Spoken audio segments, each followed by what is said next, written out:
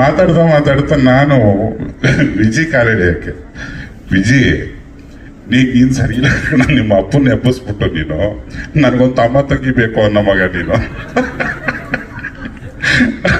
ಅಂತ ಅವನು ನನಗೆ ವಾಪಸ್ಸು ರೇಗಕ್ಕೆ. ಈಗ ಎಲ್ಲರದ್ದು ಮಾತಾಡ್ತೀನಿ, ನಿಮ್ ಕತೆ ಇರೋದು. ನಮ್ಮ ಅಪ್ಪನ ಕೇಳ್ಬೇಡ ಕಣ, ನಾನು 9ನೇ ಮಗು. ನಮ್ಮ ಅಪ್ಪನ ವಿಷಯ ಹೇಳಿದ್ರೆ ನಿಮ್ಮ ಅಪ್ಪ ಬೇರೆ ಏನ್ ಮಾಡ್ತಿದ್ರು ಅಂತ ಕೇಳ್ತಾರೆ ಜನ. ಅದಾದ್ಮೇಲೆ ನಾನೇನಾರ ಹಂಗೆ ಎಬ್ಸಿ ನಮ್ಮ ಅಪ್ಪನ ಕೇಳಿದ್ರೆ ನಂಗೊಂದು ತಮ್ಮನ ತಂಗಿನೋ ಬೇಕು ಅಂತ ನಮ್ಮ ಅಮ್ಮನೇ ಕಾಪಾಡ್ಕೊಡ್ಬಿಟ್ಟಿರೋರು. ಹಂಗಾಗಿ ಹೋಗಿ ಅಂಥದ್ದೇನು ಇಲ್ಲ.